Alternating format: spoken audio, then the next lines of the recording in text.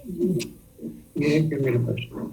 Shyamlal college के समान अवसर प्रकोष्ठ की ओर से आयोजित इस व्याख्यान में मैं आज के मुख्य वक्ता प्रोफेसर इशिदा जी, इस कार्यक्रम में इस समय उपस्थित आईक्यूएसी के कन्वीनर कुमार प्रशांत जी, मेरे सभी शिक्षक साथियों, प्रिय विद्यार्थियों, हिंदी जगत के साहित्यकारों का और उन सभी सुधीजनों का हार्दिक अभिनंदन करना चाहती हूँ जो आज इस समय इस कार्यक्रम में हमारे साथ जुड़े हुए हैं। मित्रों, यह हमारे लिए बहुत हर्ष की और गर्व की बात है कि आज इतनी व्यस्त दिनचर्या में से प्रोफेसर इशिदा जी ने हमारे लिए कुछ समय निकाला है और अपने आज के व्याख्यान जापान की आधुनिकता और धार्मिक भावना के ऊपर अपने विचारों के माध्यम से वह हम सभी को लाभान्वित करने वाले हैं। मित्रों, देश के बाहर विदेशी भूमि पर निवास करने वाले विद्वानों की जब भी गणना होगी जिन्होंने हिंदी भाषा और साहित्य को समृद्ध करने की दिशा में विशेष प्रयास किए हैं, तो उनमें प्रोफेसर इशिदा जी का नाम अग्रगणी होगा। प्रोफेसर इशिदा जी ने अपनी समस्त उच्च शिक्षा टोक्यो विश्वविद्यालय जापान से हासिल की थी। इसके बाद 1993 से लेके 2020 तक वह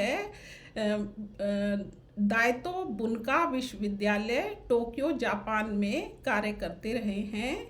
उन्होंने हिंदी में मौलिक पुस्तकों की रचना करके और हिंदी के प्रमुख साहित्यकारों की रचनाओं का जापानी में अनुवाद करके हिंदी भाषा को विदेशों में प्रसारित और प्रचारित करने की दिशा में बहुत महत्वपूर्ण कार्य किया है। तो मित्रों, उन्होंने उदय प्रकाश जी के उपन्यास पीली छतरी वाली लड़की का जापानी भाषा में अनुवाद किया। इसके अतिरिक्त उन्होंने कुछ कहानियाँ, उदय प्रकाश जी की ही कुछ कहानियाँ थीं जिनका जापानी में अनुवाद किया। इसके अतिरिक्त प्रमुख साहित्यकार सुरेश ऋतुपर्णा जी की कविताओं का भी उन्होंने जापानी भाषा में अनुवाद किया है। इसके साथ साथ जापान के कवियों की जापानी भाषा में लिखी गई कविताओं का वह हिंदी में भी अनुवाद कर रहे हैं। तो इस तरह से अगर हम देखें तो भाषा को जो एक पुल की संज्ञा दी गई है कि साहित्य चाहे किसी भी भाषा में लिखा गया हो, मगर अनुवाद के माध्यम से उसका आनंद संसार के किसी भी भूभाग में रह रहे नागरिक उसका आनंद उठा सकते हैं और यह अनुवाद के माध्यम से संभव हो पाता है। और प्रोफेसर इशिदा जी का कार्य इस दिशा में बहुत महत्वपूर्ण है।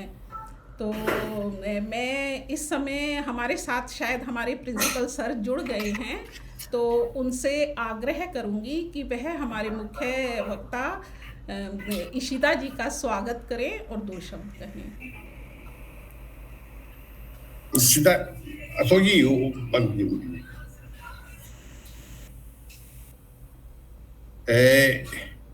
सुनीता मैम, ये हमारे जो इशिदा साहब हैं, हिदेकी इशिदा, वो हिंदी समझते हैं? जी बिल्कुल, हिंदी के आधिकारिक विद्वान हैं। हिंदी पे उन्हें पूरा अधिकार प्राप्त है। अभी आप इसलिए मैं पूछा कि हिंदी अंग्रेजी शुरू करने पहले मैं थोड़ा सा उनका भाषा के बारे में जानकारी। तो सर, मुझे जानकर हिदेकी इशिदा साहब फ्रॉम बंका यूनिवर्सिटी टोक्यो, ये जानकर मुझे बहुत खुशी हुई, हार्दिक रूप से हर्ष हुआ कि आप हमारी राष्ट्रभाषा पे एक असाधारण आधिपत्य रखते हैं और आप हिंदी भाषा के प्रकांड विद्वान हैं हमारे। इसके लिए मैं एक भारतीय राष्ट्र नागरिक के हैसियत से आपको बधाई देता हूं और being principle of the college, मैं आपको इस इवेंट में एक हमारा आतिथ्य स्वीकार किया। आपने कंसेंट दिया टू बी आवर गेस्ट इस बात के लिए भी मैं आपका व्यक्तिगत तौर पे और संस्थागत तौर पे भी आभारी हूँ। और सुमित्रा जी, हमारी इक्वल अपॉर्चुनिटी सेल जो समान अवसर प्रकोष्ठ है, उनका और हमारे IQAC और जो आंतरिक गुणवत्ता का जो देख रेख करते हैं, वो दोनों के सौजन्य से इस व्याख्यान का आयोजन किया गया है। और आप एक ऐसे विषय पे को संबोधित करने वाले हैं जिस पे आज की तारीख में खासकर भारत में तो बहुत ही ज्यादा राजनीतिक विवाद छिड़ा हुआ है। और आपकी इस बात को सुनने के लिए हमारे हिंदी विभाग के सभी लोग बैठे हैं। राय साहब है, नीरज जी को मैं देख पा रहा हूँ, और भी सारे हिंदी विभाग बैठे होंगे। सर, ये जो विषय है धर्म, रिलीजन, धर्म जो मेरे नज़र में एक कोड ऑफ कंडक्ट है, आचार संहिता है, व्यवहार है। इसमें हमें अनुशासित करने के लिए, हमें शिष्ट रहने के लिए, हमें विनयशील रहने के लिए प्रेरित करता है। और जो धार्मिक भावना है, जो स्पिरिट ऑफ रिलीजन है, spirit of religion is respect each other, honour diversity. वही जब मना करो कौन कौन सा है बात। तो ये the basic essence of religion is to, अभी नहीं मीटिंग में, तो वो जो है एक जो स्पिरिट हमारा है, फ्रेटर्निटी का है, फेलो फीलिंग का है, हेल्पिंग का है, वेलबींग का है, केयरिंग का है, रेयरिंग का है। No religion teach hatred, animosity, mutual enmity. लेकिन जिस तरह से ये आजकल, जब से हंटिंगटन साहब ने एक बड़ी अच्छी किताब लिखी थी, क्लैश ऑफ सिविलाइजेशन को नेसेसरी लिंक कर दिया रिलीजन से। कि जो जितने हमारी जो सिविलाइजेशंस है, they our religion based, and those all civilizations, they clash with each other in the name of religion. Christianity, Islam, Hindu, Buddhist, Taoism. तो ये जो धार्मिक भावना है, पीछे काम बंद करो उसको, ये जो there is a fight, there is a physical, communal, political, all these issues based on religion, perhaps antithetical to what religious spirit teaches us to practice. ये बड़ी गंभीर समस्या है। It's not India, global समस्या है, whole of Islamic world, whole of Christian world, even Buddhist world. See the violence with so-called Buddhist in Myanmar and Lanka, the so-called peace-centric religions, and follower of that. ये जो problems है, it may be political, but it's been painted and projected as a politics based on religion, what we call confessional politics, what we call religious politics, what we call communal politics. we project Ram against Rahim. So this trend, Christianity against Islam, Taoism against Confucianism, इस तरह की जो problems है, इस problems का कुछ निदान है क्या? Can we have some remedies? तो sir, you are very senior scholar, आप इतने वरिष्ठ विद्वान हैं, अनुभवी हैं, ज्ञानी हैं और असाधारण विद्वता के स्वामी हैं। तो आज इस व्याख्यान में मैं आपसे उम्मीद करता हूं और याचना भी करता हूं कि आप इन बिंदुओं पर प्रकाश डालेंगे तो काफ़ी हर्ष होगा मुझे। तो मैं आपसे आग्रह करूंगा कि आप इन विषयों को एड्रेस करने का प्रयास करेंगे और आगे मैं अपनी वाणी को विराम देना चाहूँगा।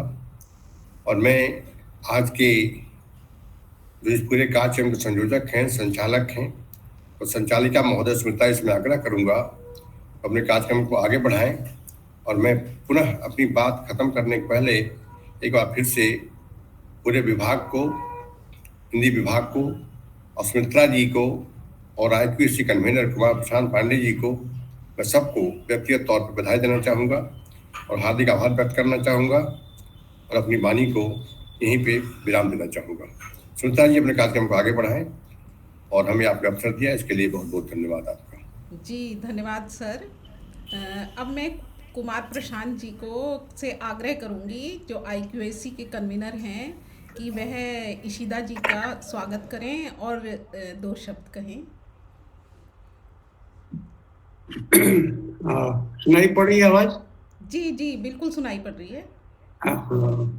आज मुझे अवसर देने के लिए मैं सबसे पहले सुमित्रा जी को धन्यवाद देता हूं कि मुझे इन्होंने अवसर दिया कि मैं 2 शब्द कहूं।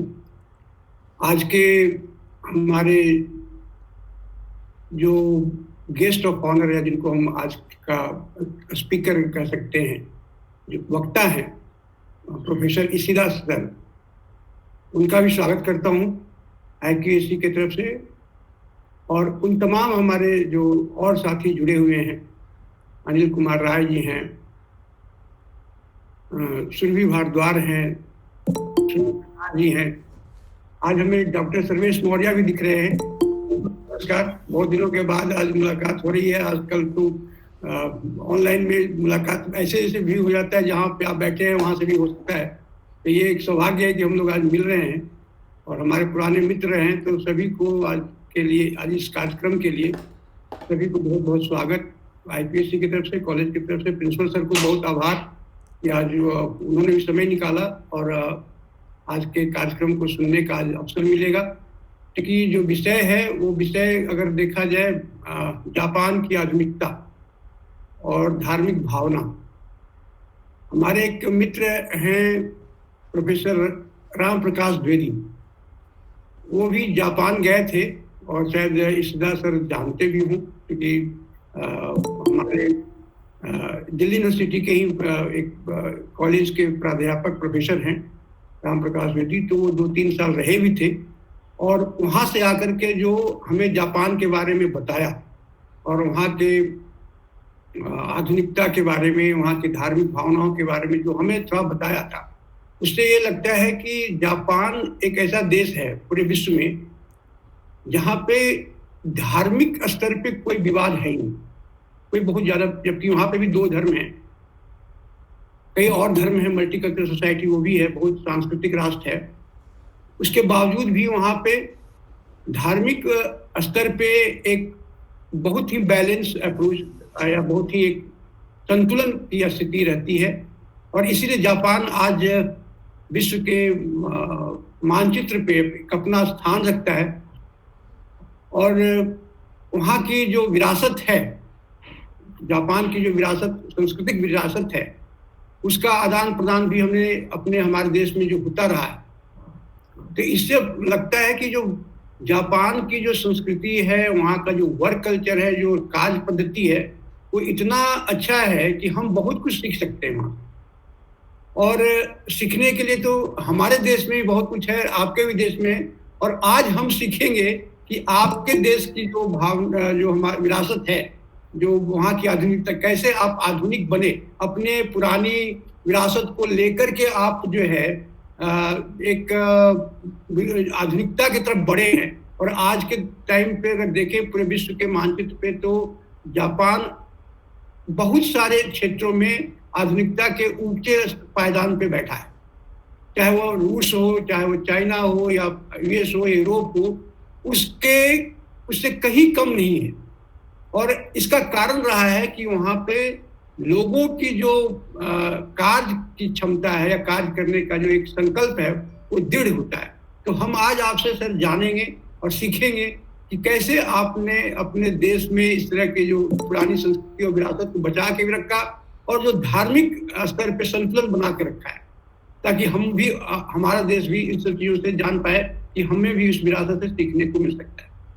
बहुत बहुत धन्यवाद सर, आपका स्वागत आज के इस कार्यक्रम के लिए। धन्यवाद सर, मुझे समय देने के लिए। जी धन्यवाद कुमार प्रशांत जी।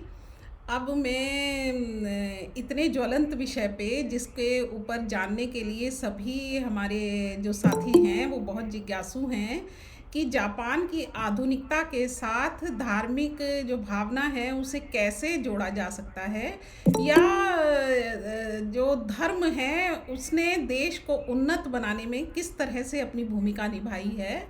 तो अब हम यह जानने के लिए बहुत उत्सुक हो चुके हैं, और मैं प्रोफेसर इशिदा जी को आमंत्रित करना चाहूँगी कि वह अपनी बात रखें। प्रोफेसर सर, आप आमंत्रित हैं। अच्छा, नमस्कार जी नमस्कार। मेरी आवाज़ आ रही है ना? जी बिल्कुल। ठीक है, अच्छा ओके। ये सबसे पहले मैं ये वो श्यामलाल कॉलेज के ये प्रिंसिपल साहब, ये डॉक्टर रमेश कुमार जी, फिर वो समान अवसर प्रकोष्ठ की ये डॉक्टर सुमित्रा मालोर जी, और कॉलेज के प्राध्यापकगण और छात्र और सभी श्रोताओं को धन्यवाद कहना चाहता हूँ कि मुझे व्याख्यान के रूप में आप लोगों के सामने बोलने का अवसर दिया गया है। ये मेरे बारे में अभी आप लोगों ने सुना है, मैं ज़रा कुछ और जोड़ दूँ जी कि जरूर। मैंने जापान में ये हिंदी सीखी थी, और हिंदी में आधुनिक कथा साहित्य ये पढ़ता आया हूँ। ऐसा करते हुए मुझे ये 50 साल हुए 50 साल हुए। तो ये 50 साल सुनकर ये आप लोगों को शायद लग सकता है कि ये इस आदमी ने बहुत पढ़ा होगा, तो लेकिन ऐसा कुछ भी नहीं है।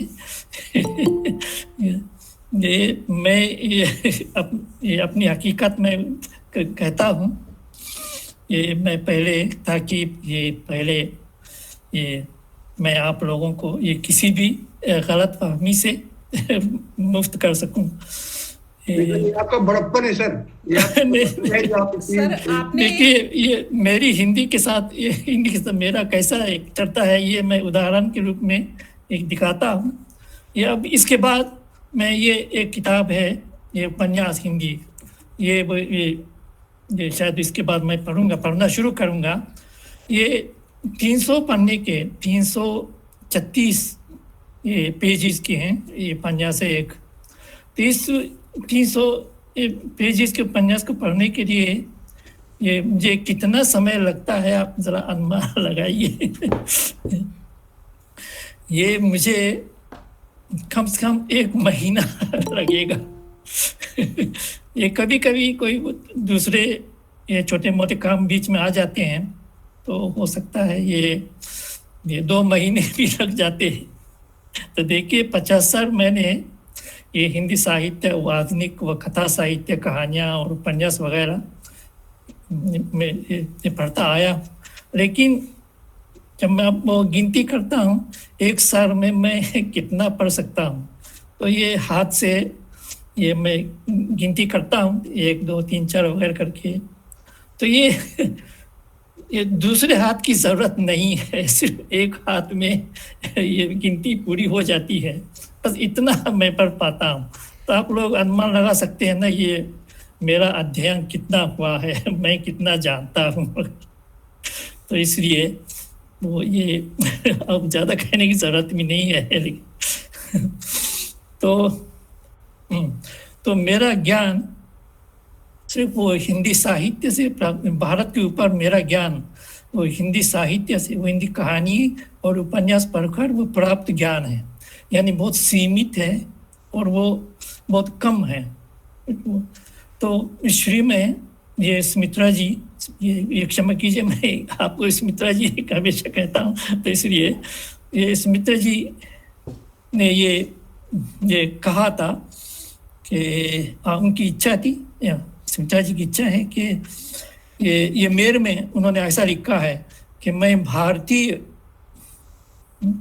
इस समाज में हाशिए पर पड़े हुए समुदाय जैसे विकलांग, दलित, स्त्री या दलित स्त्री से संबंधित पक्षों और मुद्दों को मैं अपने व्याख्यान में शामिल कर सकता हूँ।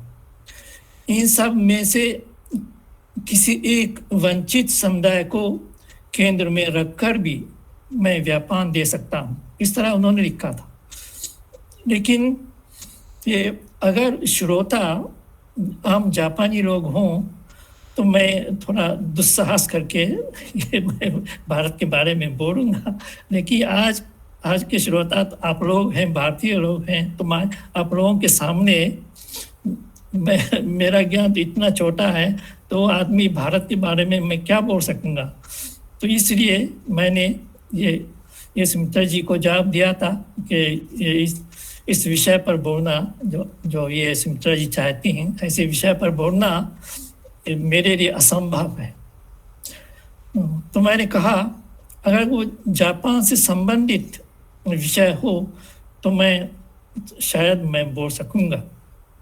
तो मैंने ये भी सोचा था कि मैं जापान के बारे में बोलूँगा, लेकिन श्रोता तो भारत के यथार्थ को याद करते हुए जापान और भारत की तुलना करते हुए ये मेरी बात सुनेंगे।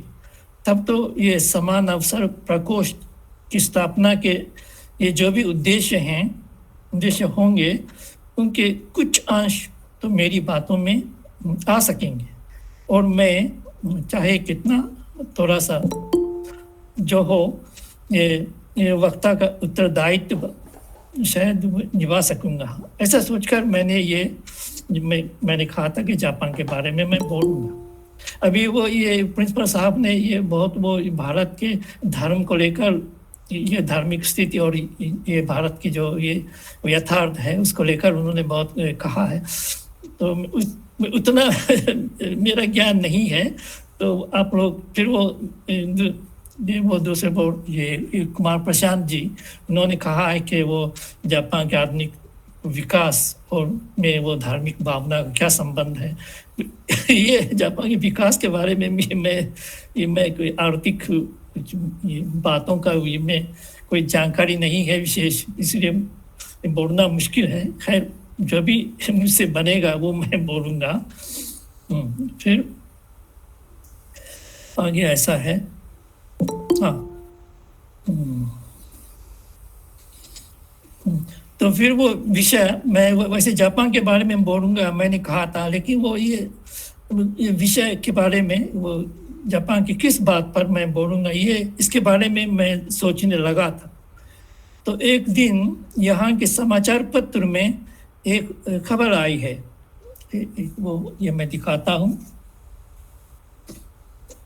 अरे ये तो दिखाई देता है, हाँ थोड़ा ये मुश्किल है। ओ ये है वो जापान की ये कटिंग है, तो मुश्किल है। तो ये इसमें ये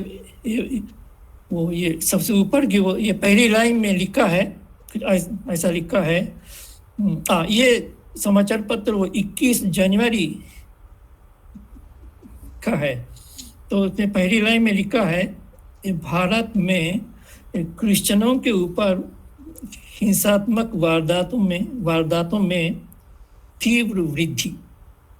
तो दूसरी लाइन में लिखा है, दूसरी लाइन में ऐसा लिखा है कि मोदी सरकार चुप क्योंकि चुनाव नजदीक है। कुछ ऐसी खबर है।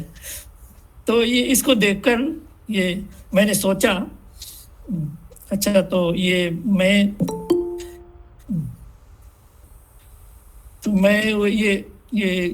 कि भारत में धर्म को लेकर अब भी ये हाल है, तो मैं जापान के धर्म के बारे में बोलूँगा। तब वो ये भारतीय वो श्रोता आप लोगों को ये सोच विचार के लिए, यानी ये आप लोगों के छात्र भी सुन रहे हैं ना, तो मैं छात्रों की बात मैं कह रहा हूँ। वो आप लोगों के छात्र ये मेरी बात सुनकर ये भारत की जो यथार्थ है और जो ये हकीकत है, जो उसके बारे में जापान से वो तुलना करते हुए उसके बारे में वो सोचेंगे, ये सोचने का अवसर या सामग्री ये मिल जाएगी। तो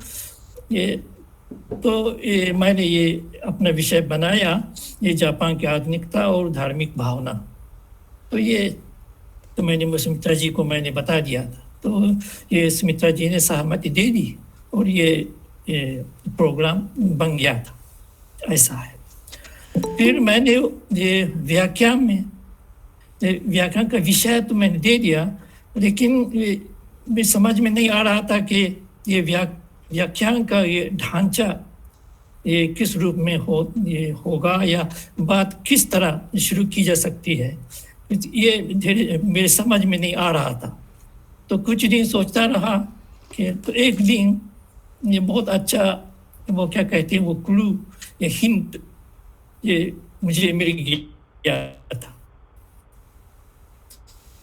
टोक्यो में एक विद्यालय है, टोक्यो विदेशी अध्ययन विश्वविद्यालय, ये Tokyo university of foreign studies कहते हैं।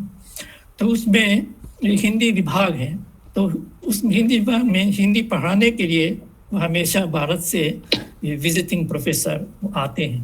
तो आजकल वो इस पद पर जो अभी जो है ना वो सूरज प्रकाश जी भाटिया जी, ये सूरज प्रकाश जी ये कार्यरत हैं। तो ये इनका नाम आप सब लोग जानते हैं ना।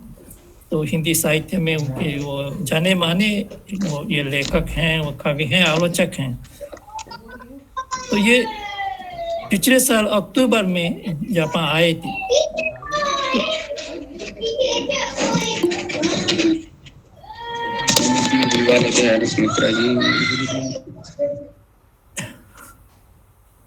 ठीक है, अच्छा। तो ये भाटिया जी हाँ, ये जापान आए थे। तो जापान के विश्वविद्यालय में ऐसा है, वो ये फरवरी और मार्च ये 2 महीने छुट्टी है।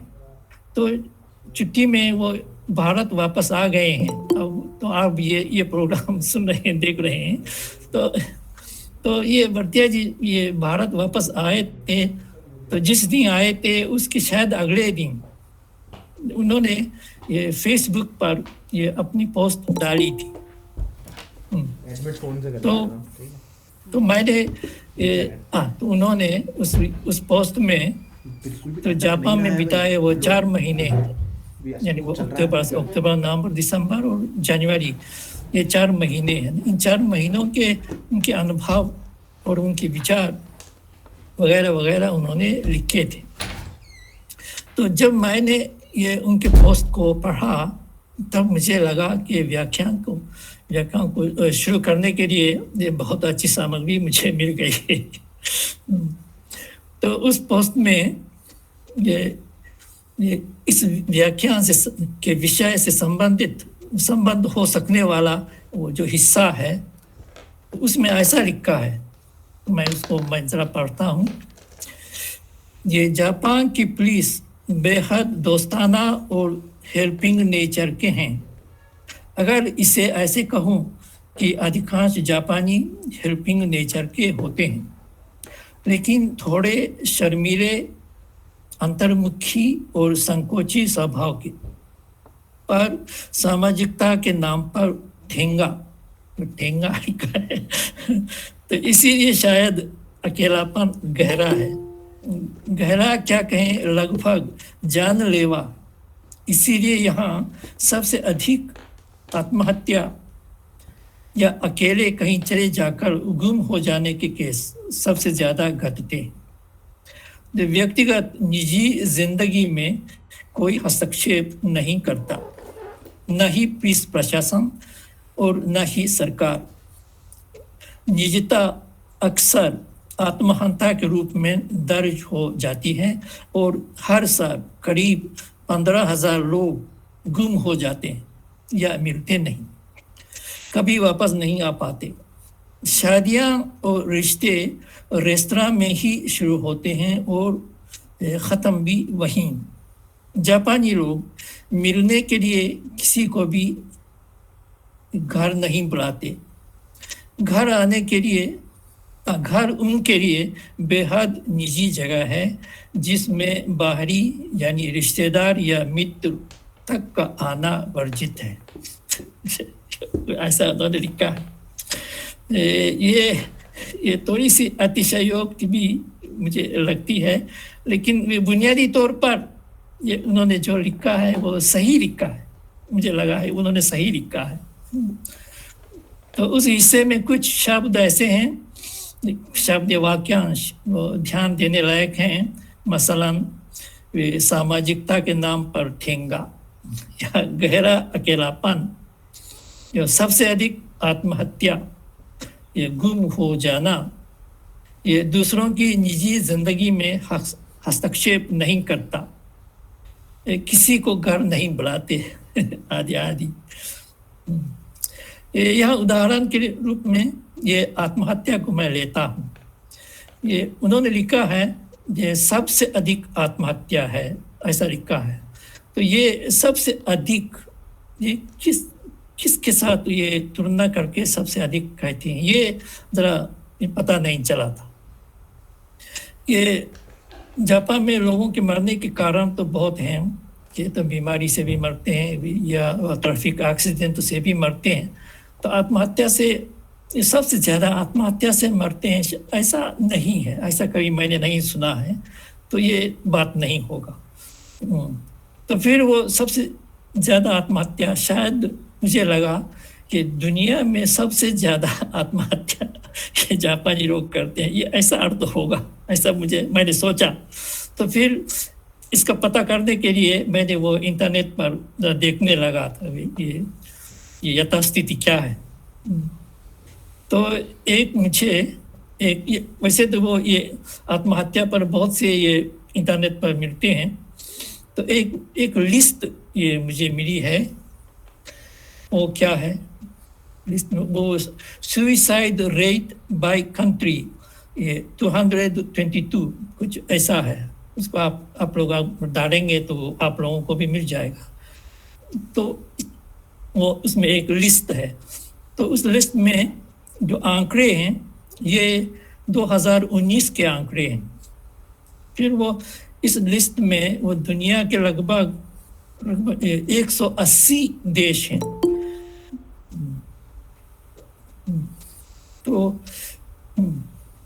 तो ये आंकड़ा जो आत्महत्या करने वाले लोगों का आंकड़ा जो होता है, वो अमुक देश के हर 1 लाख निवासियों में कितने आत्महत्या से मरते हैं, ये आंकड़ा वो देते हैं। तो दुनिया में नंबर 1 देश जो सबसे ज़्यादा आत्महत्या करते हैं, ये वो कौन सा देश है, आप अनुमान लगाइए। ये लेसोतो नाम का देश है।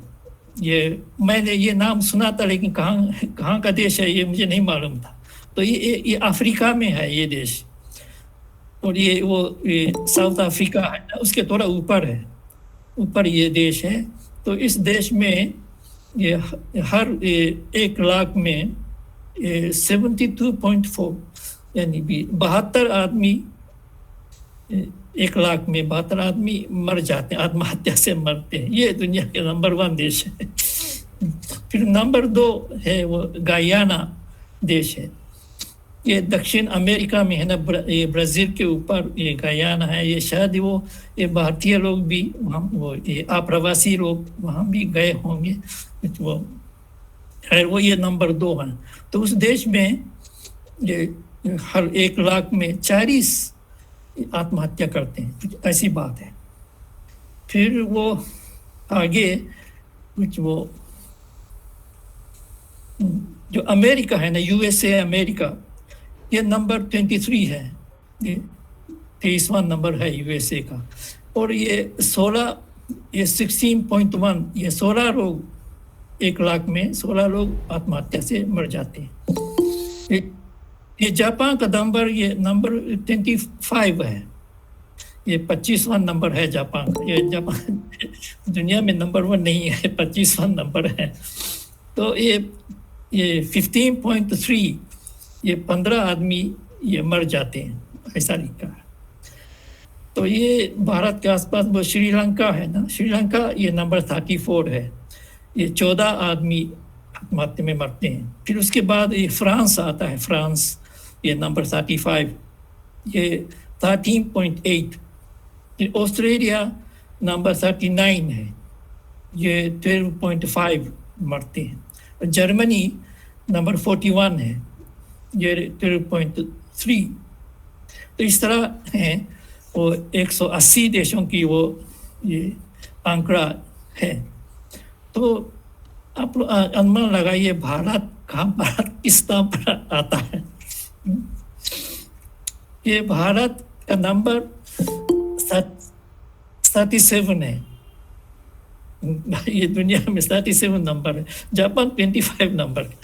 तो भारत में ये नंबर 37 है और 20.7 ये 12.7 लोग 1 लाख में आत्महत्या से मर जाते हैं, कुछ ऐसा है, ऐसी बात है।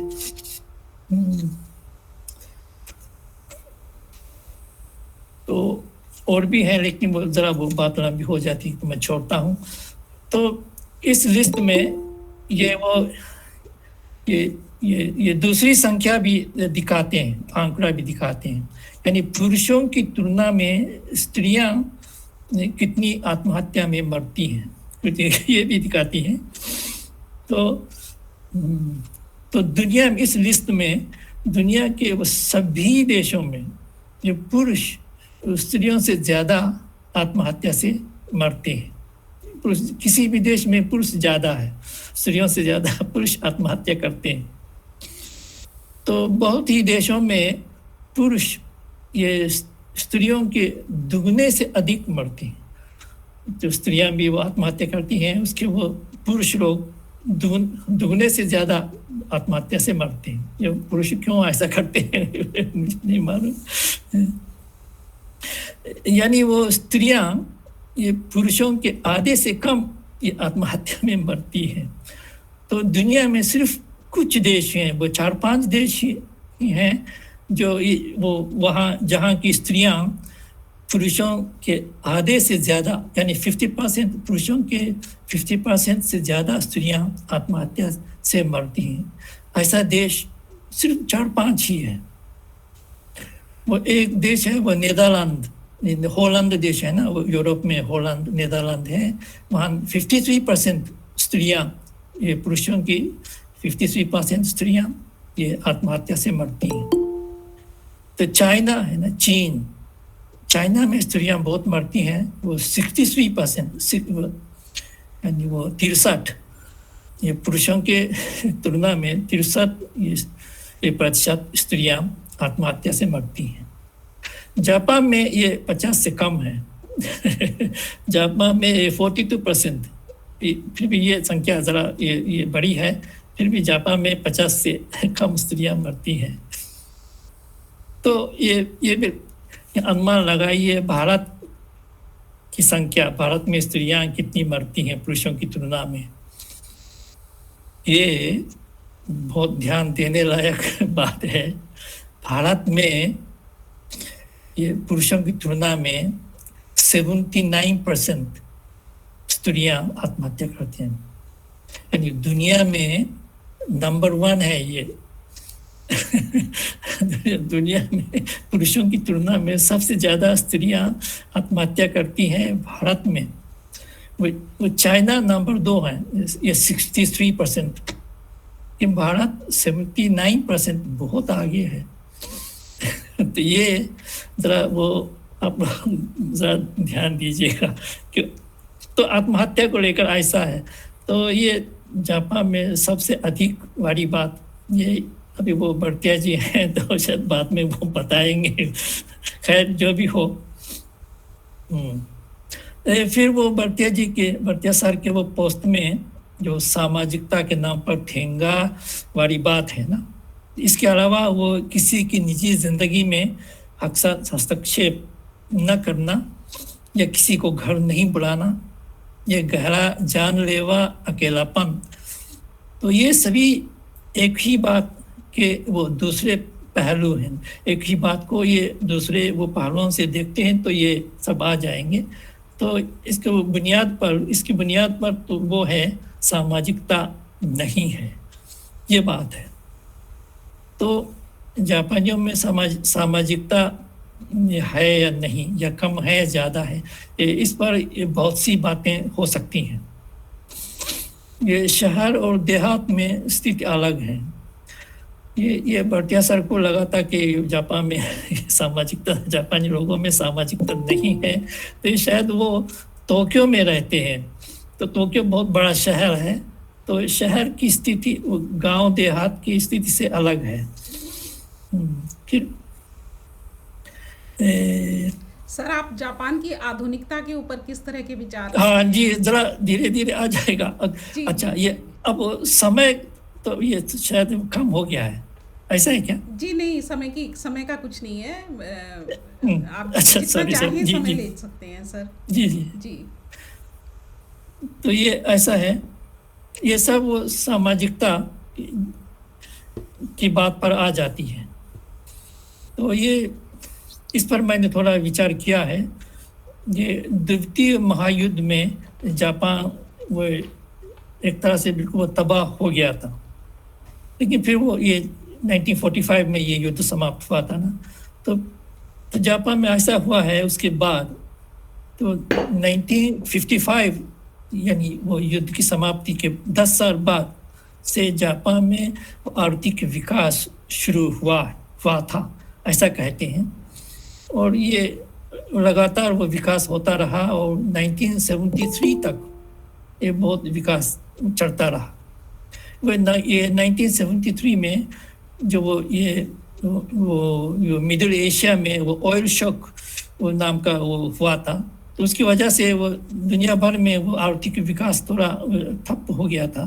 तो जापान में भी ये थोड़ा सा वो रुक गया था, लेकिन वो तब तक ये 55 से लेकर 73 तक वो आर्थिक विकास होता रहा।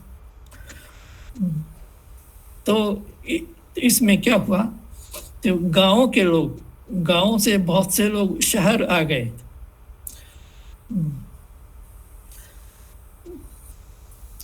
तो शहर में, गांव में तो वैसे वो ये बड़े परिवार में रहते थे, ये माता पिता तो हैं वैसे, फिर वो ये दादा दादी वगैरह, फिर वो नज़दीक में कुछ वो ये चाचा, ये ताऊ वगैरह, ये सब एक गांव में तो ऐसे रहते हैं ना, तो वो ठीक है। लेकिन वो शहर में आ जाएंगे तो ऐसा कोई नहीं है अपने आसपास। तो सब वो न्यूक्लियर फैमिली वो कहते होंगे ना, वो मूल परिवार या कुछ ऐसा, वो सब शहर में आकर वो ये मूल परिवार बन गए। तो जापान में ये 1970 तक एक ऐसा शब्द ये बना था कि ये जापान के 10 करोड़ सब निवासी मिडिल क्लास में हैं, कुछ ऐसा कहने लगे थे। ये 1970 के आसपास तक ये जापान की वो ये लोक संख्या, जनसंख्या ये 10 करोड़ के आसपास थी उन दिनों। तो ये जापान के वो 10 करोड़ सभी निवासी अपने बारे में कहने लगे कि मैं मिडिल क्लास का आदमी हूँ, कुछ इस तरह। तो ऐसा समाज बन गया था। बहुत वो ये आर्थिक विकास हुआ था, इसलिए वो जापान के सभी लोग अपने को मिडिल क्लास ये मानने लगे थे। हाँ, वो वैसे तो 90% लोग अपने को मिडिल क्लास के मानते थे। और आज तो ये संख्या वो ये कम हो गई है, लेकिन फिर भी आज भी ये बहुत से लोग अपने को मिडिल क्लास के मानते हैं। खैर, ये मिडिल क्लास होना क्या होता है, वो आर्थिक रूप से स्वतंत्र है, यानी वो किसी की सहायता की ज़रूरत नहीं है। ये आर्थिक रूप से, जैसे गांव से मैं आ गया हूँ और शहर में मैंने ये पहले तो वो किराए के मकान में रहता था, लेकिन बाद में अपना मकान ख़रीदा या अपनी ज़मीन ख़रीदी थी या कुछ इस तरह वो रहने लगे। यानी वो ये आर्थिक रूप से वो स्वतंत्र हो गए थे। तो यानी किसी से, ये पड़ोसी या किसी दोस्त या किसी से वो सहायता लेने की ज़रूरत नहीं हो गई थी। तो आगे जाकर ऐसा हो गया है, किसी पड़ोसी या किसी दोस्त से सहायता लेते हुए तो शर्म आने लगी थी। यानी किसी से वो सहायता नहीं लेनी चाहिए, कुछ ऐसी भावना ये लोगों के मन में, ये शहर में आकर लोगों के मन में पैदा हो गया था। ये कुछ वो दूसरे कोने से मैं इस बात को देखना चाहता हूँ। ये कहते हैं जापान के रास्ते बहुत साफ होते हैं, बहुत साफ है। ये कूड़े कचरे वगैरह दिखाई नहीं देती।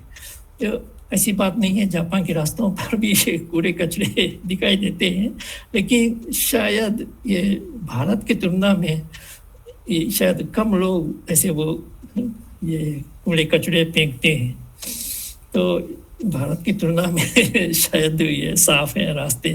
खैर, तो इसके पीछे ये एक बात ये है, ये जापान में जो रास्ता है ना, तो ये रास्ते के किनारे जो मकान है, तो ये जो एक वो मकान है, तो मकान के सामने वाला हिस्सा है रास्ते का हिस्सा, शायद वो ये 5 मीटर या 10 मीटर कुछ वो जो मकान के सामने वाला हिस्सा, तो उस मकान के सामने वाले हिस्से की सफाई की जिम्मेदारी उस मकान वालों की है। ये कोई ये नियम या कानून नहीं है, ये बिल्कुल अलिखित ये कस्टम है, परंपरा है। वो उस मकान के लोग अपने वो घर के सामने वाला वो रास्ते का वो हिस्सा, उस हिस्से की सफाई करेंगे। ये ज़रूर करते हैं बहुत, ये पहले से गांव में भी वो शहर में भी ये करते हैं। तो ये म्यूनिसिपैलिटी जो सफाई के लिए कोई आदमी नहीं भेजता है वो रास्ते की सफाई के लिए। भारत में शायद वो रास्ते की सफाई के लिए वो कर्मचारी आते हैं, तो वो लोग सफाई करते होंगे। तो जापान में ऐसा नहीं है। तो जापान में वो ये रास्ते की सफाई तो अपने मकान के वो हिस्से, कम से कम मकान के हिस्से वाला वो हिस्सा है, वो उसकी सफाई की जिम्मेदारी उस घर की है। तो ये परंपरा है। तो इस तरह वो मेरा कहना ये है कि वो जिम्मेदारी होती है, वो अपनी जिम्मेदारी, अपने वो घर की जिम्मेदारी समाज के प्रति, और वो जिम्मेदारी वो ये निभानी पड़ती है। और ये दूसरे लोगों के मकान तो ये दूसरे लोग वो करेंगे, उनके सामने वाला हिस्सा तो वो लोग करेंगे। मैं वो वहाँ नहीं जाऊँगा, मैं अपने जगह को मैं देखूँगा। ये परंपरा है एक उदाहरण के रूप में। तो इसका मतलब ये होता है वो दूसरों से शहर में आकर दूसरों के साथ संबंध वो रखना, यानी वो दूसरों के प्रति कुछ वो हस्तक्षेप करना, ये पसंद नहीं किया जाएगा। ये बस अपनी बात को देखो, अपनी जिम्मेदारी को देखो, दूसरों की बात मत कहो, मत पूछो, कुछ ऐसी भावना है। ये जरा ये उदाहरण कितना अच्छा है ये मैंने जानता, लेकिन ये एक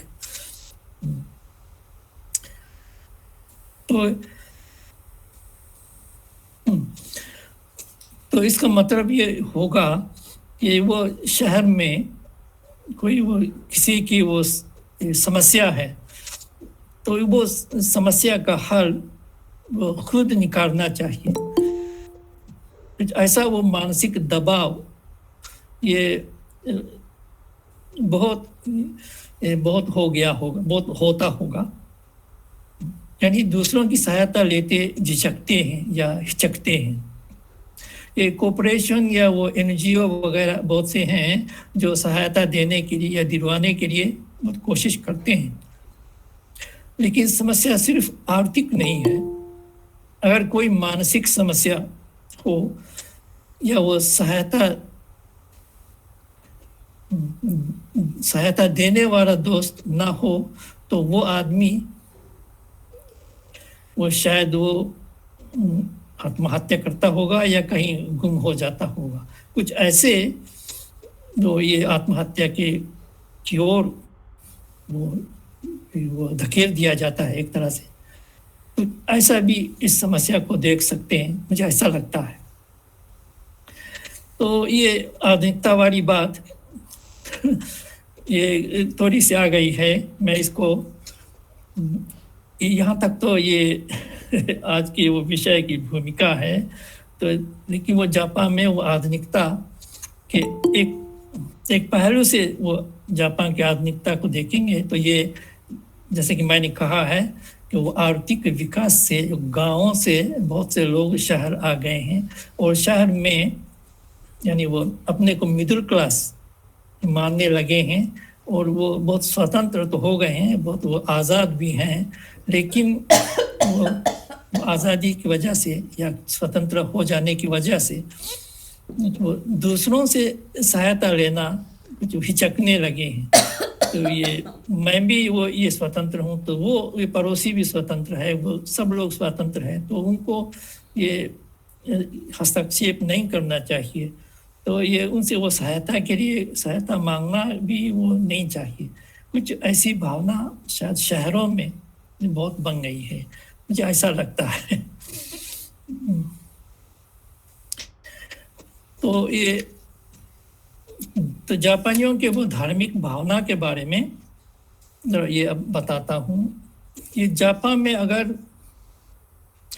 कोई वो क्या कहेंगे वो लोकमत को वो यानी वो सेंसस की तरह कुछ वो ये लोकमत लिया जाएगा तो ऐसा वो कहते हैं ये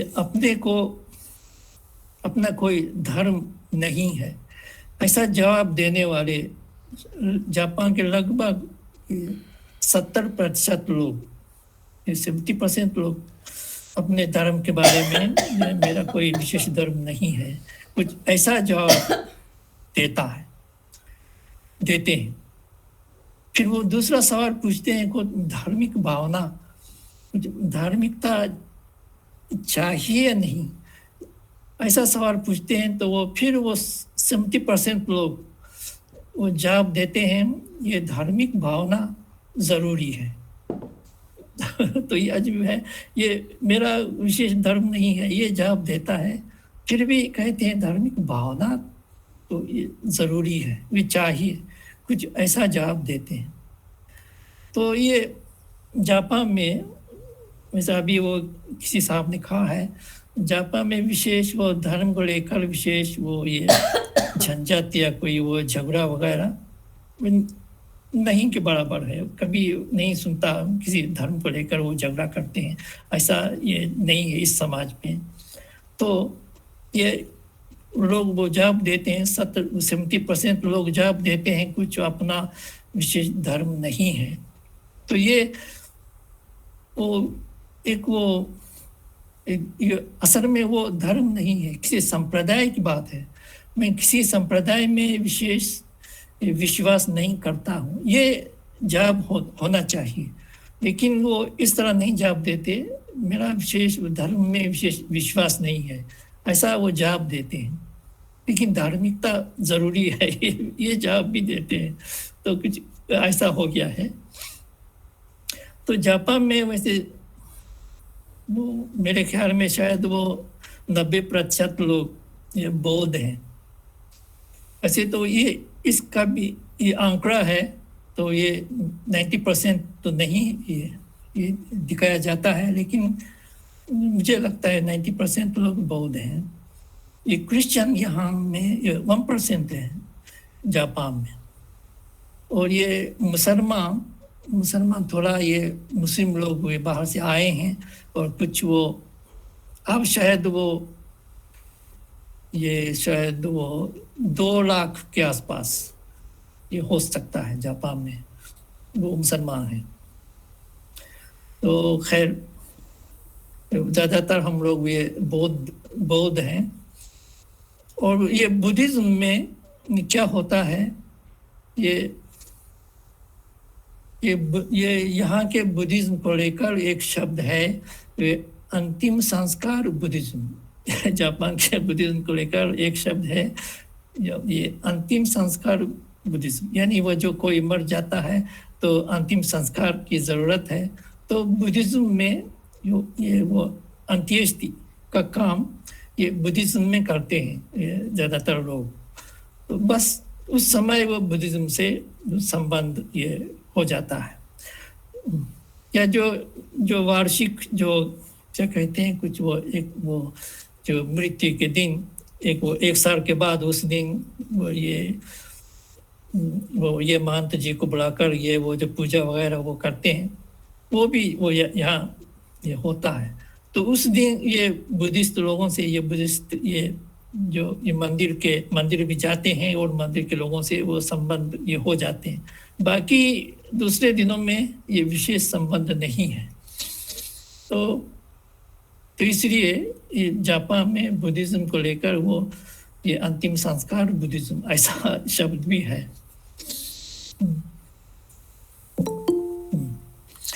तो ये जापान में ऐसा कैसे, तो जापान में बुद्धिज्म तो ये 6वीं शताब्दी में जापान में वो ये बुद्धिज्म आया था। तो वो उस समय भी शुरू में वो ये बुद्धिज्म को किस रूप में वो लेते थे, वो शुरू से एकदम वो जनता के बीच में वो नहीं आया था। वो जापान के राजा लोग या जो वो अरिस्टोक्रेट लोग हैं ना, वो समाज के ऊपर वाले, वे उन लोगों के पास वो बुद्धिज्म आया था। तो वो देश की रक्षा के लिए ये बुद्धिज्म को ये मानने लगे थे। वो इस धर्म से देश की रक्षा होगी या राजा की रक्षा होगी, तो इसलिए वो पहले बुद्धिज्म को ये मानने लगे थे। तो फिर वो ये जापान और चाइना का बहुत गहरा संबंध रहा था शुरू से। तो चाइना से दो चीज़ें आई थी। एक तो वो ये ताओइज्म कहते हैं चीन के, वो ताओइज्म, और वो दूसरा है वो ये कन्फ्यूशनिज्म। ये कन्फ्यूशंस है ना, कन्फ्यूशनिज्म कुछ ऐसे। तो ये चीन से ये 2 चीज़ें ये आई हैं। तो ताओइज्म में वैसे बहुत से बातें हैं, बहुत से पहलू हैं। तो लेकिन उसमें से जो उनको उसको क्या कहते हैं कि वो लोगों को वो अमरत्व देने के लिए जो है ना, वो ये तो वो जड़ बूटे हैं, वो औषधि। और दूसरा है कुछ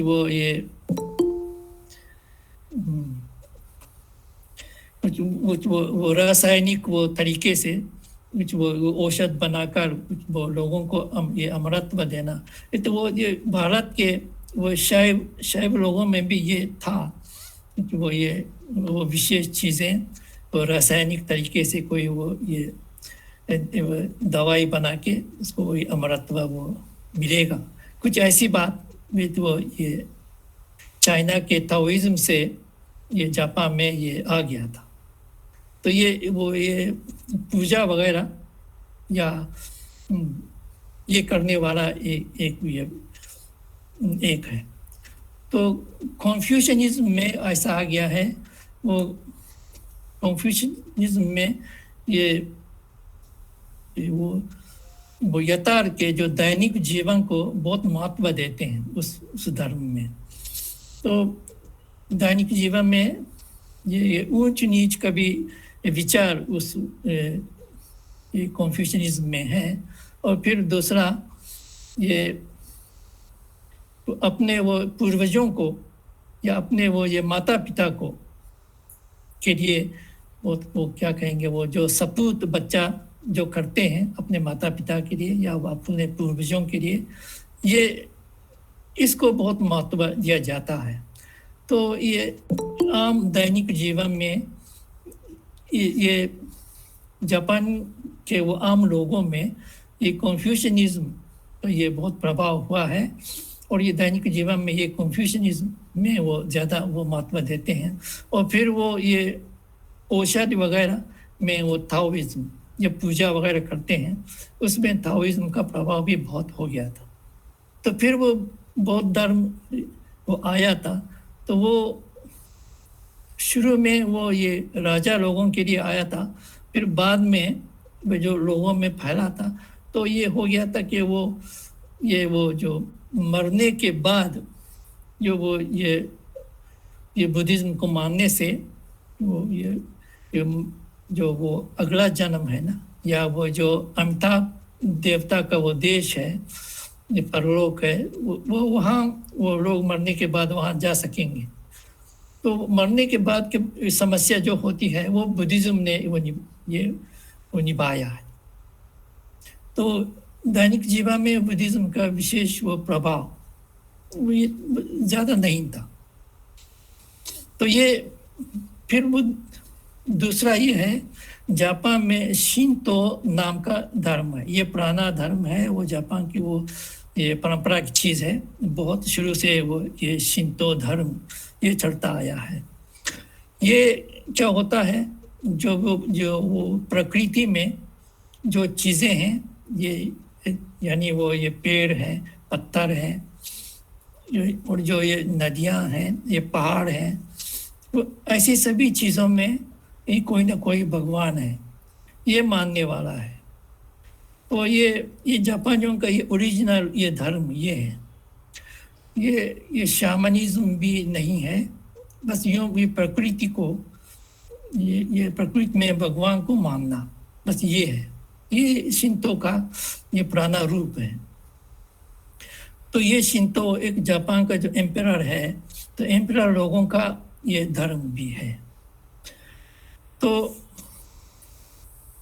ये ज़रा बात पेचीदा है। तो ये जापान में ये 1867 में या 1868 कहिए, 1868 में ये राजनीतिक परिवर्तन हुआ था। तो उससे पहले जापान में सामंतवाद का ज़माना था।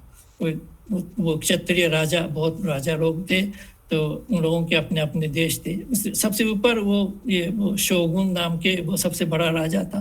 वैसे वो सबसे राजा का ये वो क्या कहेंगे, वो राजा का पावर था, लेकिन उसके नीचे छोटे छोटे वो जो सामंत लोग थे, वे उन लोगों के अपना अपना वो देश था। कुछ इस तरह वो सामंत युग वो चलता था। तो वो ये 1868 में फिर सब कुछ बदल कर जो जापान, पूरे जापान को ये एम्परर का देश घोषित किया गया था। तो ये एम्परर का देश हो गया था। तो एम्परर का अपना वो ओरिजिनल धर्म है शिंतो नाम का धर्म। तो जापान के पूरे जापानी लोगों को कहा गया था कि आप वो शिंतो धर्म को ये मानना है, क्योंकि वो एम्परर ही जापान का सबसे बड़ा राजा है।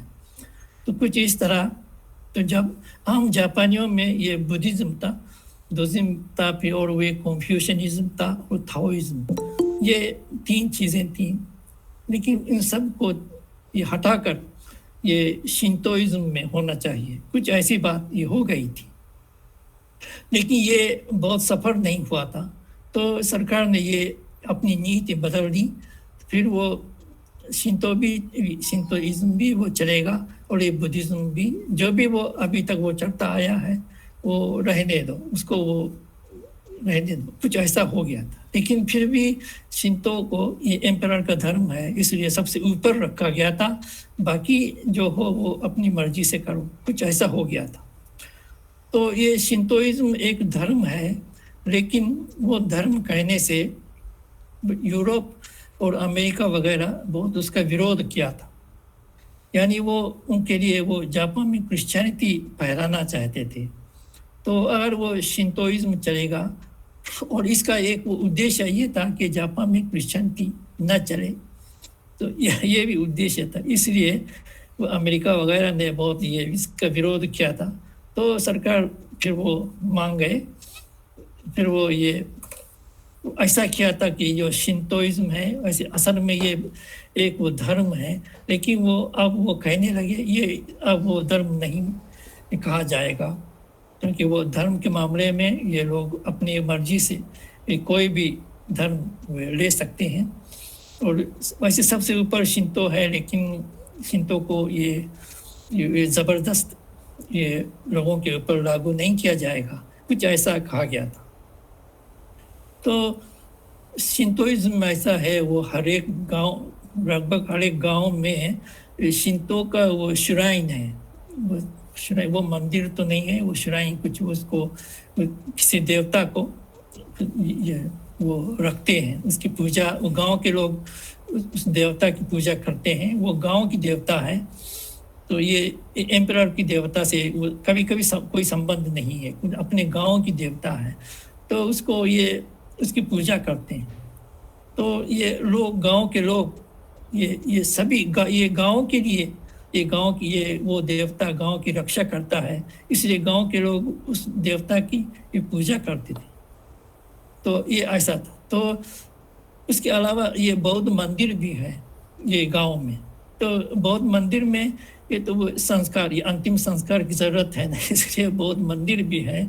और कुछ वो दैनिक जीवन के वो जो अपने को ये वो शांति से रहने के लिए, ये कुछ गांव की रक्षा के लिए, कुछ इसलिए वो शिंतो ये श्राइन भी चाहिए।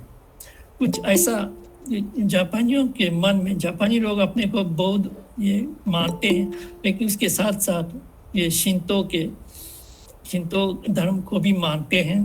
और कुछ वो दैनिक जीवन में जो जीने के लिए वो चाइना के वो कन्फ्यूशनिज्म है, उसका प्रभाव भी बहुत बड़ा है।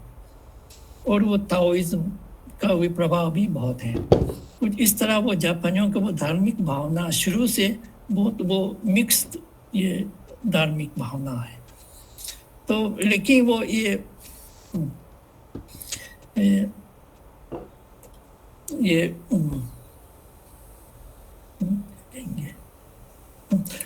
लेकिन वो ये सरकार ने जो कहा कि शिंतो को या वो धर्म के रूप में वो लागू नहीं करेंगे, उसको ऊपर नहीं डालेंगे, वो आप लोग यानी वो आप लोग अपनी मर्जी से ये बुद्धिज्म में भी इच्छा हो तो क्रिश्चियनिटी में भी जा सकते हैं, कोई इस तरह किया था। लेकिन लोगों ने वो ये बुद्धिज्म को मानकर वो चले आए हैं। तो ये द्वितीय महायुद्ध के बाद, जैसा कि मैंने कहा था कि जापान एक तरह पूरी तरह से वो तबाह हो गया था, लेकिन वो 10 साल बाद वो आर्थिक विकास शुरू हो गया था। तो गांव से लोग शहर वो आ गए थे। तो गांव में जब तक गांव में थे तो ये धर्म या कोई वो शिंतो वाला धर्म हो या वो ये बुद्धिज्म धर्म हो, ये शिंतो धर्म में अपने गांव के लिए ये मानते थे, अपने वो गांव के देवता को मानते थे, अपने वो व्यक्तिगत वो विश्वास नहीं था, वो गांव के लिए ये इस देवता को मानते थे, वो त्योहार करते थे। लेकिन वो शहर में आ गए तो ये गांव वाली बात नहीं है। वो शहर में भी वो शहर के वो ये शिंतो के श्राइन हैं, लेकिन वो शिंतो के श्राइन शहर के श्राइन में वो उसका कोई संबंध नहीं है, जो व्यक्तिगत संबंध नहीं है, वो उसका संबंध तो वो गांव के श्राइन से संबंध है, वो शहर के संबंध वो श्राइन से कोई संबंध नहीं है। लेकिन फिर भी वो गांव हमेशा वापस नहीं जा सकते, तो कभी कभी वो शहर के श्राइन में जाते हैं। तो शहर की श्राइन में अपनी व्यक्तिगत ये व्यक्तिगत बात उस शहर के श्राइन में ये भगवान से वो पूजा करके ये अपनी बात कहते हैं। वो गांव के लिए नहीं है, वो अपने लिए है, अपने घर के लिए, अपने बच्चों के लिए ये पूजा करने लगे हैं। ये बहुत नया ये आ गया है। तो फिर वो ये जैसे कि मैंने कहा था ना कि वो अमेरिका यूरोप के वो प्रेशर से उस समय के वो सरकार ने घोषित किया था ये शिंतो ये कोई धर्म नहीं है, ये तो ये सांस्कृतिक परंपरा मात्र है, ऐसी बात कही थी। तो लोग ये गांव में जो त्योहार वगैरह अपने गांव के देवता के लिए त्योहार करते हैं और शहर में आकर फिर शहर के वो शिंतो श्राइन में जाकर वो पूजा भी कर सकते हैं। तो वो सब ये कोई धार्मिक कार्य नहीं है। ये अब वो 150 साल से ऐसा हो गया है, ये धार्मिक नहीं है। ये तो ये सांस्कृतिक परंपरा में ये करते हैं, ऐसा कहा जाने लगा है। तो जापानी लोग वैसे वो धार्मिक धार्मिक कार्य करते हैं, शहर श्राइन जाते हैं, मंदिर जाते हैं, लेकिन वो इस कार्य को ये धार्मिक कार्य नहीं कहते हैं। ये तो सांस्कृतिक वो परंपरागत कार्य हम करते हैं, इसमें कोई धर्म से इसका कोई संबंध नहीं है। कुछ ऐसा हो गया है। तो इसलिए जब वो लोगों से पूछते हैं ये आपका धर्म क्या है, तो वो कहते हैं मेरा कोई धर्म नहीं है, यानी कोई संप्रदाय से किसी संप्रदाय से संबंधित नहीं है। लेकिन वो धार्मिक भावना या जो शहर में जाकर भी वो इस मंदिर में जाकर वो अपने वो ये बच्चों के लिए घर के लिए वो पूजा करते हैं, वो तो ज़रूरी है, वो चाहिए। तो इसलिए वो धार्मिक भावना तो बहुत महत्वपूर्ण है, लेकिन ये किसी संप्रदाय से संबंधित नहीं है। तो इस अर्थ में वो कहते हैं कि ये मेरा कोई धर्म नहीं है। तो ये ऐसी बात है। तो यहाँ तो ये मेरा ये कहना है कि वैसे वो लोग समझते हैं वो धार्मिक भावना तो बहुत ज़रूरी है, वो चाहिए, लेकिन वो शहर में आकर लोग वो आर्थिक रूप से वो स्वतंत्र हो गए हैं। कुछ वो अकेला वो रहने लगे हैं, किसी दूसरों से कुछ सहायता लेना भी ज़रा बहुत मुश्किल लगता है। तो ये अकेला वैसे तो विकास तो हुआ था, लेकिन अकेलापन ये बहुत महसूस होने लगा है। तो ये जो अभी वो आत्महत्या वाली बात थी ना, तो ये भी शायद वो बहुत स्वतंत्र तो है, लेकिन किसी से वो सहायता नहीं ले सकते। ये गाँव से वो संबंध भी टूट गया है। कुछ इस हालत में बस अकेला महसूस होकर फिर वो आत्महत्या वाली बात हो जाती है, वो गुम होने वाली बात भी हो जाती है। कुछ ऐसा हो गया है। ये वैसे तो वही है, धार्मिक भावना की बात में बहुत सारी बातें हो सकती हैं। एक वो उदाहरण के रूप में एक दृष्टिकोण, इस समस्या को देखने के एक दृष्टिकोण के रूप में मैंने बताया है। तो फिर वो ये अभी शुरू में ये वो साहब ने कहा है कि वो जापान के आर्थिक विकास के साथ जापानियों के वो धार्मिकता का क्या संबंध है। तो ये वाली बात शायद वो मेरी बात में वो नहीं आ पाई है। आज वो इसके लिए मैंने तैयारी नहीं की थी, तो इसके लिए इसके बारे में बोलने के लिए तो कुछ वो दूसरा अवसर शायद चाहिए। तो आज ये भटिया सर ने जो ये अपने ये फेसबुक के अपने पोस्ट में कुछ सवाल उठाए थे, तो इसके वो जवाब के रूप में मैंने वो अपनी ये व्याख्यान की वो तैयारी की थी। तो आज मैं शायद यहाँ तक मैं बोल सकता हूँ, उसके आगे इतना वो मुश्किल है मेरा। तो मेरी बातों से आप लोगों को वो क्या लगा है, कुछ वो हासिल करने का कुछ हुआ है या मैं कह नहीं सकता। लेकिन वो अगर या आप लोगों को कोई वो शायद क्या कहेंगे, कोई वो मानसिक या कुछ वो वैचारिक वो कुछ वो ये मिल गए तो मेरे लिए बहुत सौभाग्य की बात है। तो यहाँ मैं समाप्त करता हूँ। धन्यवाद जी, बहुत बहुत धन्यवाद सर। आपने अपने व्याख्यान के अंदर जापान का इतिहास, उसकी परंपरा, उसके धर्म, बहुत सारे अवधारणाओं को अपने व्याख्यान में समेटने की कोशिश की। और आज के युग में आत्महत्या के संदर्भ में आपने जो कुछ भी कहा सर, और उसके कारणों की जो पड़ताल करने की कोशिश की है, व्यक्ति के अकेलेपन की जहाँ बात की है, और अकेलेपन से व्यक्ति किस तरह से अवसाद की ओर जाता है और किस तरह से आत्महत्या की पृष्ठभूमि बनती है। आपके व्याख्यान में कुछ उस तरह के सूत्र कहीं अंतर्निहित थे, और यह जो समस्या है यह कोई किसी एक देश की नहीं है। इस तरह की समस्याएं मुझे लगता है अब वैश्विक हो चुकी हैं। तो इतने सारगर्भित व्याख्यान के लिए मैं आपका धन्यवाद करती हूँ। और अगर किसी की कोई जिज्ञासा हो सर के व्याख्यान के संदर्भ में या जापान के संदर्भ में, जापान की सांस्कृतिक पृष्ठभूमि या अभी वर्तमान में जापान की जो स्थिति है उसके संदर्भ में अगर कोई कुछ पूछना चाहता है तो प्रश्न आमंत्रित हैं।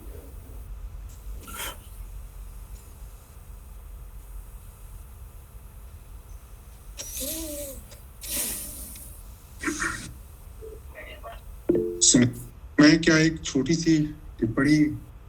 जी जी जी जी, स्वागत है आपका। परम आदरणीय प्रोफेसर हिदेकी इशिदा साहब, आपका बहुत बहुत अभिनंदन, आपको नमस्कार। आपने हमारे लिए बहुत ज्ञानवर्धक और रोचक व्याख्यान प्रस्तुत किया, और यह जानकर बहुत अच्छा लगा कि आपने अपने देश की धार्मिक स्थिति, आर्थिक स्थिति और सांस्कृतिक स्थिति पर बातचीत की।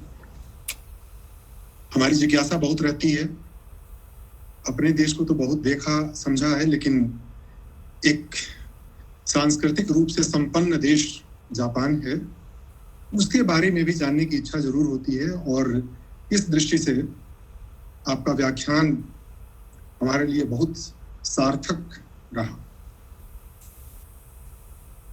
दो तीन बातें जो मुझे नहीं पता थी, जिसके बारे में आपने हमें बताया। एक तो जो आधुनिकीकरण है जापान में, उसकी जो प्रक्रिया आपने बताई, जो उसका जो सामाजिक प्रारूप है, उसके बारे में जो आपने कहा कि जब गांव का व्यक्ति शहर आ जाता है और शहर आकर आर्थिक रूप से जब स्वतंत्र हो जाता है, तो वह इस स्थिति में अपने को नहीं पाता है कि वह दूसरों की सहायता मांगे। कुछ संकोची भी हो जाता है, कुछ उसका अपना स्वाभिमान भी आ जाता है। और मैं समझता हूं कि ये गांव का शहरीकरण है। ये दुनिया में किसी भी देश में अगर यह स्थिति बनती है, वह मध्य वर्ग दुनिया के हर देश में है, तो मैं समझता हूं कि जापान जो यांत्रिक रूप से इतना विकसित देश है, वहां पर भी अगर गांव का आदमी शहर जाता है तो वह भी कुछ ना कुछ यांत्रिक हो जाता है। तो हम ये भी कह सकते हैं कि जैसे जैसे हम आधुनिक होते गए, जैसे जैसे हम मशीनों के पास पहुंचते गए, वैसे वैसे हमारी कुछ मानवीय संवेदनाएं जो थी वो प्रभावित हुई और हम अकेलेपन की ओर अधिक गए। और ये दुनिया के सभी देशों में देखा गया है कि गांव का व्यक्ति उतना अपने को अकेला नहीं पाता है जितना कि शहर का व्यक्ति पाता है। भीड़ में रहते हुए जो अकेलापन और अजनबीपन है, यह आधुनिकता की सबसे बड़ी समस्या है। तो एक तो ये बात आपकी मुझे बहुत अच्छी लगी और मेरी जानकारी में वृद्धि हुई। और एक दूसरी बहुत महत्वपूर्ण बात आपने कही कि वहां पर धर्म निहायत ही व्यक्तिगत मामला है। व्यक्ति धर्म को जरूरी मानता है, लेकिन किसी विशेष संप्रदाय का जिक्र करना या उसके खांचे में अपने को फिट करना वह उसके लिए सहज नहीं होता है। तो मैं समझता हूं कि धर्म की जो आदर्श स्थिति है वो यही होनी चाहिए। धर्म की आदर्श धर्म निश्चित रूप से व्यक्तिगत चीज है, और धर्म का अगर व्यापक अर्थ लिया जाए तो धर्म का मतलब कोई कर्मकांड से होता भी नहीं है। धर्म तो हमारा जो कर्तव्य है वही हमारा धर्म है। जो स्पिरिचुअलिटी होती है, आध्यात्मिकता होती है, वो अलग चीज है और धर्म अलग चीज है। हमारे यहाँ, हमारे देश में इन दोनों को एक साथ मिला करके देखने से ही चीजें काफी बिगड़ी हैं। तो इस पर बहुत विस्तार में बात की जा सकती है, पर मैं बहुत संक्षेप में टिप्पणी कर रहा हूँ। मुझे ये बात अच्छी लगी कि धर्म को आप व्यक्तिगत मानते हैं किसी, और दूसरी बात यह है कि जो धार्मिक कार्य हैं वे सांस्कृतिक अनुष्ठान हैं, वे धार्मिक अनुष्ठान नहीं है। ये एक बहुत बड़ी उपलब्धि है जापान की या उन देशों की जहां पर कि इसको संस्कृति से लेकर के जोड़ा गया है, और संस्कृति के बिना तो कोई देश, कोई समाज आधुनिक हो ही नहीं सकता है। आधुनिक तो अपने वर्तमान या जड़ों से कट करके कोई भी आधुनिक नहीं हो सकता है। और तमाम तरह के साहित्य इस पे लिखे गए हैं। मैं बहुत विस्तार में न जाते हुए, इशिदा साहब हमारे एक हिंदी के कवि हैं, आप परिचित होंगे, रामधारी सिंह दिनकर, मेरी विशेष रुचि उनमें है और इस पर एक बहुत अच्छी कविता उनकी है। उनकी 2 पंक्तियां मैं आपके सामने साझा करूंगा। उन्होंने लिखा है कि परंपरा को अंधी लाठी से मत पीटो। परंपरा की अनिवार्यता की बात कह रहे हैं। परंपरा को अंधी लाठी से मत पीटो कि उसमें बहुत कुछ है जो जीवित है, जीवनदायक है, जैसे भी वो ध्वंस से बचा रखने लायक है। क्योंकि परंपरा जब लुप्त होती है, सभ्यता अकेलेपन के दर्द से मरती है। कलमे लगाना जानते हो तो लगाओ, मगर ऐसे कि फलों में अपनी मिट्टी का स्वाद रहे। ये आधुनिकता है, और मैं समझता हूँ कि हर समाज और हर देश के लिए जरूरी है। बहुत बहुत धन्यवाद सर आपका, आपसे बहुत सी जानकारी मिले और हम समृद्ध हुए। और धन्यवाद सुमित्रा जी, इतने सार्थक व्याख्यान का आयोजन करने के लिए।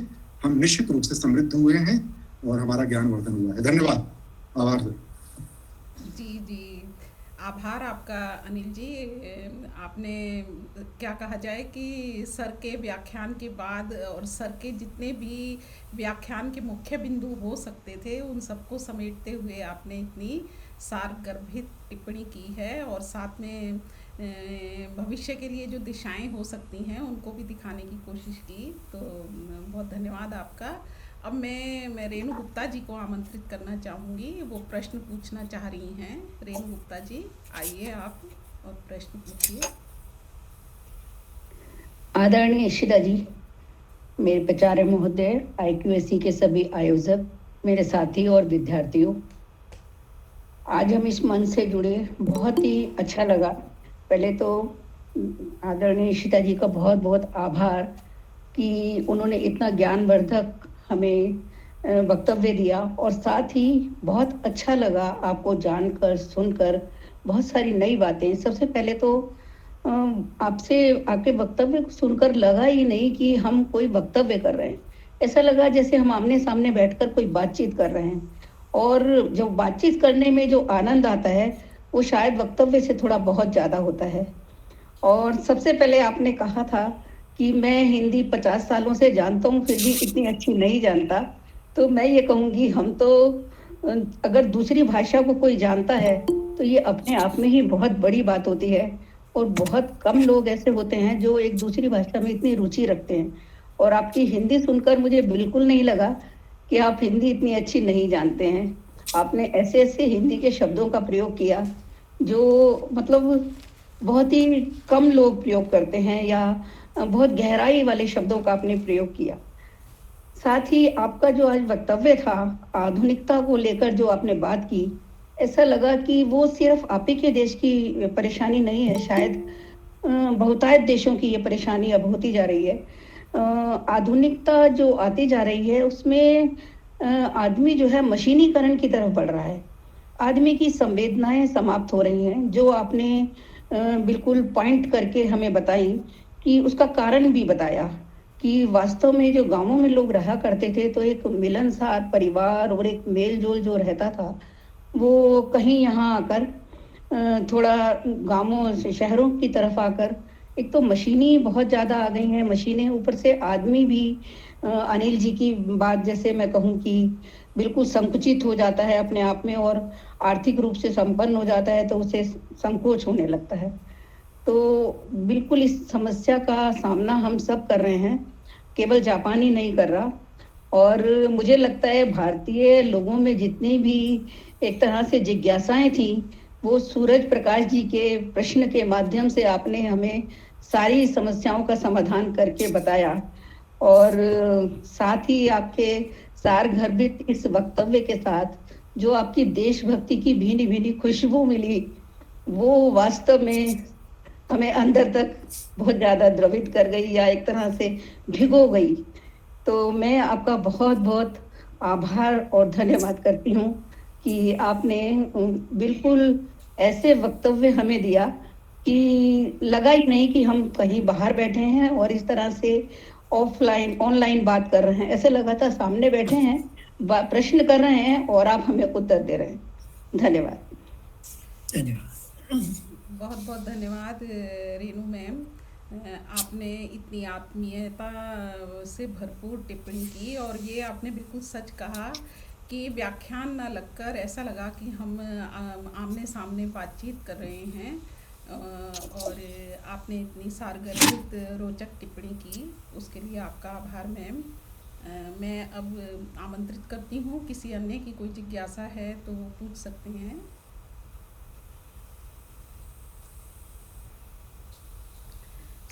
सूरज बड़त्या जी, इन दिनों आप तो जापान में ही हैं, तो अगर आपकी कोई जिज्ञासा हो, या आप तो उस परिदृश्य को अपनी आंखों से देख रहे हैं, जापान में हैं, तो अगर आप कुछ कहना चाहें तो आपका प्रश्न आमंत्रित है। नहीं, मेरा कोई प्रश्न नहीं है सुमित्रा जी, धन्यवाद। बस एक क्लैरिफिकेशन था कि ईशिदा जी ने जो आत्महत्या और जो गुम हो जाने वाले को शायद अलग अलग कर दिया था, तो ये डाटा उपलब्ध है कि लगभग 15,000 लोग जो होते हैं वो गुम हो जाते हैं और उसमें से वापस नहीं आते बहुत सारे। तो शायद मैं ये कहना चाह रहा था, हो सकता है वो ईशिदा जी और कन्वे नहीं हुई। तो खैर मैं आता हूँ मार्च में, तो वो कन्वे करेंगे, और आपके साथ गांव घूमने का प्रोग्राम है ईशिदा जी, तो वो अपन तय कर लेंगे। लेकिन आपने काफी अच्छा बोला। दो चीजें पॉइंट में कहूंगा, 1 मिनट से ज्यादा नहीं लूंगा। एक ये कि आत्मनिर्भरता जो है वो हम लोगों को सीखनी चाहिए जापान के युवा लोगों से। पढ़ाई करते हैं और हफ्ते में 3 दिन जो है काम करते हैं, तो उसके बाद वो अपना खर्चा चलाते हैं, और 1 घंटे का लगभग 1000 येन उनको मिल जाता है। 1000 येन का मतलब हो गया लगभग 600 या 650 रुपये। तो इस मामले में है। और जापान जो है पूरा, जैसे हमारे यहाँ 12.5 का टीटीसी पास मिलता था, तो वहाँ ट्रेन के लिए पास मिलता है, उससे आप कहीं भी आ जा सकते हैं। तो ये चीज है। और तीसरी चीज ये कि जापानी समाज में जो युवा वर्ग है, शादी को लेकर उसका मोहभंग होना शुरू हुआ है। मैं अपनी क्लास में जब सवाल पूछता हूँ तो शादी नहीं करना चाहते, क्योंकि महंगाई बहुत बढ़ गई है। तो उनका यही सवाल होता है, यही होता है सवाल कि अगर शादी की तो हम रहेंगे कहाँ, बच्चों को कैसे पालेंगे। तो ये एक बड़ी समस्या है जो मैं वहाँ महसूस करता हूँ। बाकी केयरिंग तो है ही, संकोची हैं, शाही हैं, तो हो सकता है कि टोक्यो में रहते हुए मुझे ये महसूस हुआ हो कि सामाजिकता नहीं है। तो सामाजिकता के लिए ईशिदा जी मैं आपके साथ चलूंगा इस बार, जैसे ही आता हूँ तो आ जाइए। हाँ, एक चीज मैं कहना भूल गया, ईशिदा जी ने जिक्र नहीं किया मेरे उस फेसबुक वाली टिप्पणी का। एक क्योंकि जापानी लोग संकोची होते हैं तो अपने बारे में बताते नहीं है। मैंने उस फेसबुक टिप्पणी में लिखा है, ईशिदा जी समझ रहे हैं कि उन्होंने जिक्र नहीं किया। मैंने उसमें लिखा है कि ईशिदा जी हैं जो अपवाद हैं सामाजिकता का अगर वो देखना हो तो भारतीय जापानी है वो। उनका घर जो है हिंदी भाषी भारतीयों के लिए हमेशा खुला रहता है कि उनके यहाँ जाकर आप दावत कर सकते हैं, और बहुत बेहतरीन दावत कराते हैं ईशिदा जी। तो उसके लिए तो अरिगातो अरिगातो कहना चाहिए। धन्यवाद धन्यवाद जी, ये धन्यवाद। तो शुक्रिया शुक्रिया शुक्रिया आपका भी। जी, शुक्रिया सूरज जी। वैसे हम सामान्यीकरण नहीं कर सकते हैं किसी भी समाज के लिए कि वो पूरा सामाजिक हो गया है या गैर सामाजिक हो गया है। मेरे ख्याल से कुछ वर्ग तो ऐसा मौजूद रहता ही है कि जिसके अंदर सामाजिकता के तंतु विद्यमान रहते हैं, और इसकी पुष्टि के लिए ईशिदा जी हमारे समक्ष हैं। उनको देख के इस तरह का अनुमान लगाना थोड़ा मुश्किल हो जाता है कि जापान के बहुतायत निवासी संवेदनाओं से कहीं थोड़ा उनमें संवेदनाएं थोड़ी कम हो गई हैं, और वह मतलब उनकी जीवन शैली कुछ उस तरह की मशीनी टाइप हो गई है कि उन्हें व्यक्ति को व्यक्ति के लिए समय नहीं है, समाज से कट कर रह रहा है। और मतलब जैसे ज़िंदगी जो है वो इसलिए नहीं जी रहा कि ज़िंदगी को आनंद से जीना है, बल्कि सुविधाओं का आदी हो गया है, या बहुत सारे उसके अंतर बहुत सारे बिंदुओं को खोजा जा सकता है। तो और अगर किसी की कोई जिज्ञासा है, नीरज जी अगर कुछ कहना चाहें तो नीरज जी को मैं आमंत्रित करना चाहूँगी। नीरज कुमार मिश्र जी। मैम धन्यवाद बहुत बहुत।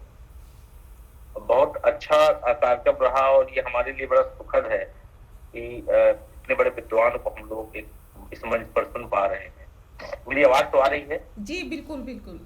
हाँ, और जैसे कि सूरज जी हैं यहाँ, वेद प्रकाश टोक्यो से जुड़े हुए हैं, ओसाका यूनिवर्सिटी से जुड़े हुए हैं। तो दो लोग तो सूरज जी और वेद प्रकाश जी को मैं जानता हूँ। तो ये लोग मतलब इतने बड़े विद्वान के साथ दो लोग और जुड़े हैं जापान से, तो हमारे लिए बड़ी सुखद बात है कि हम एक बड़े विद्वान से भारतीय संस्कृति की परंपराओं के जितने पहलू हैं उसको हमने जाना, और कुछ गंभीर चीजें पता चली, कुछ नई चीजें पता चली इस तरह के थी कि किस तरह आत्महत्याओं का आंकड़ा, ये सब चीजें बहुत जरूरी विषय पर बहुत महत्वपूर्ण व्याख्यान था। तो पूरे कॉलेज को, आपको सुमित्रा जी, सबको बहुत बहुत धन्यवाद, बहुत बधाई, इतने अच्छा व्याख्यान दिया। धन्यवाद जी जी, धन्यवाद आपका। और सच में कहा कि सर ने बहुत सारे महत्वपूर्ण बिंदुओं की ओर इशारा किया है जो सिर्फ किसी एक देश से संबंधित नहीं है। कमोबेश मुझे ऐसे लगता है कि वो समस्याएं वैश्विक हैं। तो इसके अलावा जापान से वेद प्रकाश सिंह जी हैं, मैं उन्हें आमंत्रित करना चाहूँगी। जी जी, नमस्कार ईशिदा सर से, बहुत अच्छा लगा आपका व्याख्यान सुनकर। सभी को नमस्कार। जापान में 5 साल रहते हुए हो गए हैं। ईशिदा सेंसे से कई बार मुलाकात हुई है, तो ये मैं मौका नहीं छोड़ना चाहता था कि यहाँ पर सुना जाए सेंसे को। नीरज जी का धन्यवाद कि उन्होंने मुझे ये लिंक भेजा। सूरज बड़ते सर नमस्कार, प्राचार्य महोदय और इस कार्यक्रम में जुड़े सभी लोगों को मेरा नमस्कार। ईशिदा सेंसे ने जापान की सामाजिकता, आधुनिकता और धर्म के विषय में जो बातें की, मुझे लगता है कि जापान का कोई एक एंगल देखकर हम लोग कहें कि जापान ऐसा है, तो ये एक पहलू जरूर है जापान का, लेकिन पूरे के पूरे जापान को हम लोग व्याख्यायित नहीं कर सकते। जहाँ से ईशिदा जी ने बात शुरू की, सूरज जी की जो पोस्ट थी, और मुझे लगता है 4 महीने में हमारे मन के अंदर जो भाव आए वो उसे सूरज जी ने व्याख्यायित किया, और वो जापान का एक पक्ष है। लक्ष्मीधर मालवीय जी ने जापान को लेकर बहुत साहित्य लिखा, 4 कहानी संग्रह हैं और उपन्यास भी है। कहीं ना कहीं चीजें लगती हैं कि सूरज जी की बात में एक पहलू का सच है, ऐसा जापान को देखकर लगता है। लेकिन जापान की जो सामाजिकता है, जो ईशिदा सेंसे ने कहा कि अगर हम लोग ग्रामीण क्षेत्रों में निकल जाएं तो जापान का एक अलग ही सच मिलता है जो बहुत ही ज्यादा सोशल है। मित्र बताते हैं कि हम लोग अगर ग्रामीण जापान में जाते हैं तो वहां पर लोग जैसे गांव के लोग होते हैं भारत में, वो देखते हैं कि कौन सी गाड़ी कहाँ जा रही है, किससे मिलने जा रहे हैं, वैसा होता है। टोक्यो दुनिया का बड़ा शहर है, सारे लोग वहां से बाहर से आके बसे हुए हैं।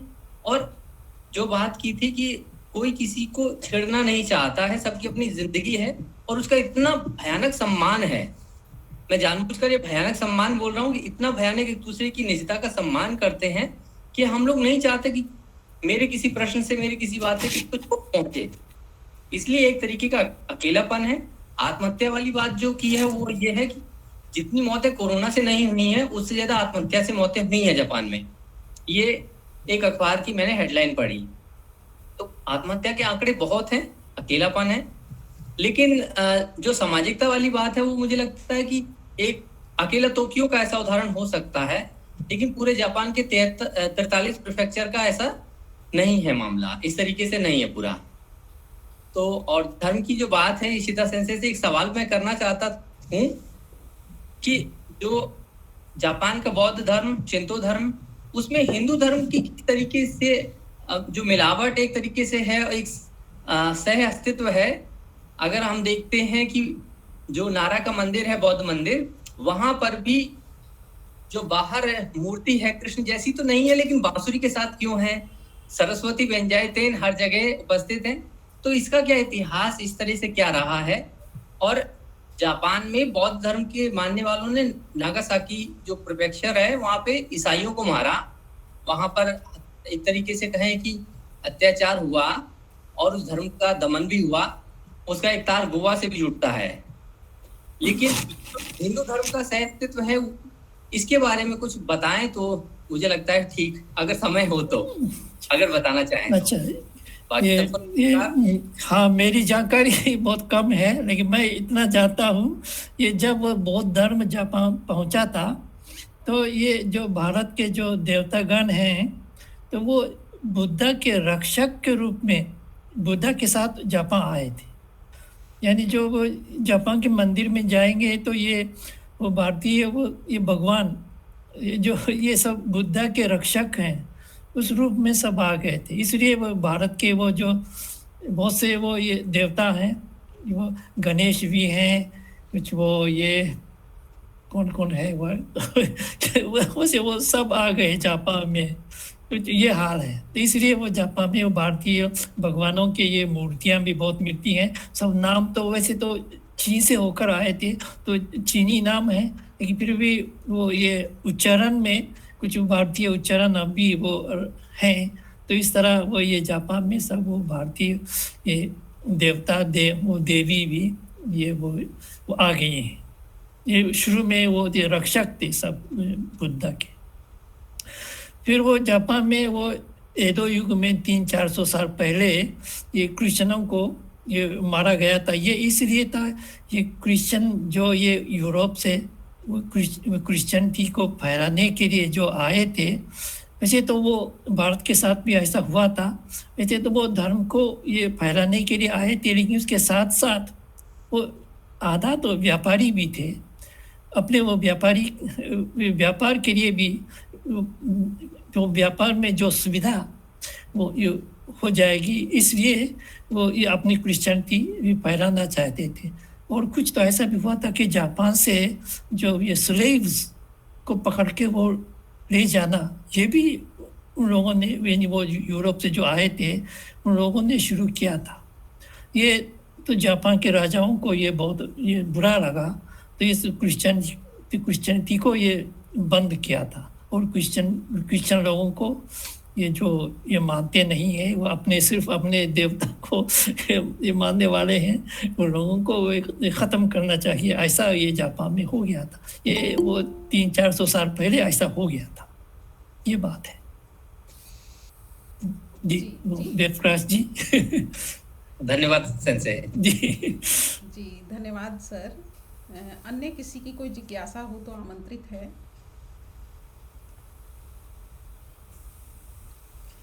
तो अब मैं धन्यवाद ज्ञापन के लिए समान अवसर प्रकोष्ठ की मेरी साथी सुरभि बटवार को आमंत्रित करना चाहूँगी कि वे आएं और धन्यवाद ज्ञापन करें। सुरभि जी। Yeah, thank you so much, ma'am. I can see the principal sir is there, Dr. Ramesh Kumar. Sir, would you like to say something, some concluding remarks?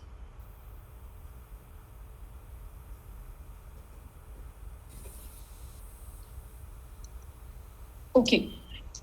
So, on behalf of the Equal Opportunity Cell, I would like to first express our gratitude to Professor Ishida for giving us such an enlightening lecture on a topic which I think is very, very contemporary. And he gave us such a huge historical background to this topic, which is such a burning topic today. So we would like to express our gratitude to him. Next, I would like to extend our special thanks to our principal, Dr. Ramesh Kumar, and IQAC convener, Dr. Kumar Prashant. They took interest in the topic and gave comments at the beginning of our event. Thank you so much, both of you, sir. EOC, Equal Opportunity Cell, would also like to thank all the faculty members from the college who participated today and enriched our session today. We would also like to thank all the participants from outside the college also who joined us and gave their comments and remarks. Finally, I would like to thank, on behalf of Equal Opportunity Cell, Dr. Sumitra for giving us an opportunity to listen to Professor Ishida and connecting us to him. Thank you all. जी धन्यवाद sir.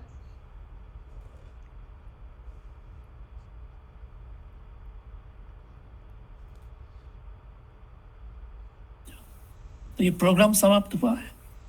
जी officially अच्छा. समाप्त हो गया है sir. अगर वैसे आप कुछ कहना चाहें तो कह सकते हैं. नहीं. Sir, you are welcome to say whatever you want to say. Program is officially over, but अच्छा होगा अगर अभी भी जो लोग कुछ कहना चाहते हैं तो वो अगर they can still participate.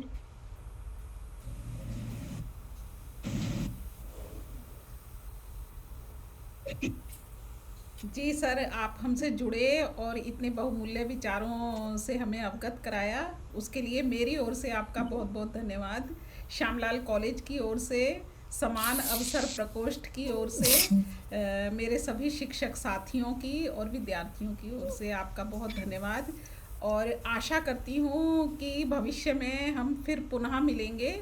और आपने वो जापान की आधुनिकता वाला जो संदर्भ कहा था, उसके बारे में भी हम आपके बहुमूल्य विचारों को सुन पाएंगे, ऐसी मैं आशा रखती हूँ. बहुत धन्यवाद. नमस्कार. धन्यवाद. नमस्कार. नमस्ते.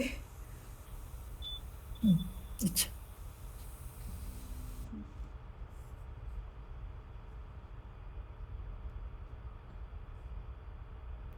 चल भाई हम कर. अरे कहीं चली ना जाए. मैंने वो ये बंद करने को कर दिया था. रिकॉर्डिंग कहाँ से मिली? धन्यवाद मैम. जी धन्यवाद.